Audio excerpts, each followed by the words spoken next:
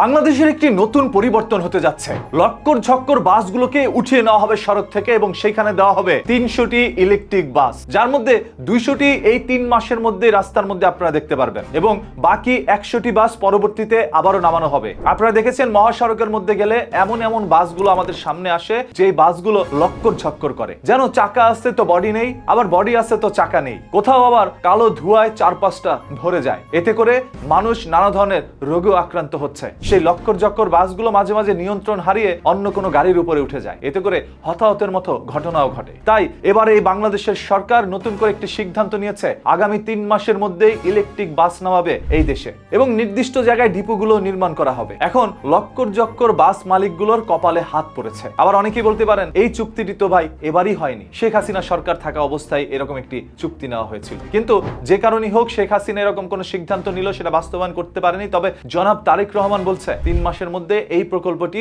বাস্তবায়ন করবেই। ইতিমধ্যেই 200টি বাস প্রায় প্রস্তুত করা হয়েছে রাস্তায় নামানোর জন্য। এর মধ্যে 50টি বাস থাকবে মহিলাদের জন্য এবং 150টি বাস থাকবে পুরুষের জন্য। এটি খুব সুন্দর বা চমৎকার একটি সিদ্ধান্ত, যদি এটি আসলে বাস্তবায়ন করা যায়। এইভাবেই একের পর এক ডিজিটাল প্রযুক্তি বাংলাদেশের মধ্যে যখন দেওয়া হবে, তখনই এই মানুষগুলো নতুন এক বাংলাদেশ দেখতে পারবে। যেমন বিএনপির একটি স্লোগান রয়েছে, সবার আগে বাংলাদেশ। সেই কথাটি তখনই বাস্তবায়ন হবে যখন মানুষ এই লক্কর ঝক্কর বাংলাদেশ থেকে মুক্তি পাবে। তাছাড়া মহাসড়কের মধ্যে যেভাবে অটো রিকশাগুলো চলাচল করছে, এই অটো রিকশাগুলো উচ্ছেদের জন্য কিন্তু মাননীয় সরকার অনেকভাবেই পদক্ষেপ নিয়েছে। প্রশাসনের তরফ থেকে তাদেরকে উচ্ছেদ করলেও যেন নিয়ন্ত্রণ করা যাচ্ছে না। কোথাও না কোথায় এই অটো রিকশা হাইওয়ে মহাসড়কে উঠছেই এবং এই রিকশার কারণে নানা ধরনের দুর্ঘটনার সৃষ্টি হচ্ছে, যেগুলো ক্যামেরার মধ্যে আমরা দেখি। কিন্তু লাভটা কি? তাদেরকে উচ্ছেদ করা যাচ্ছে না। যখন রিকশাটিকে আটক করা হয়, তখন পরিচয় দেয় সে বড় কোনো ঊর্ধ্বতন কর্মকর্তার রিকশা চালাচ্ছে। একজন ঊর্ধ্বতন কর্মকর্তার 100 থেকে 200টি রিকশা রয়েছে যেগুলো এই মহাসড়কের মধ্যে চলাচল করে এবং সেই বাবদ প্রশাসনকে কিছু টাকাও নাকি তারা দেয়। এমনই তথ্য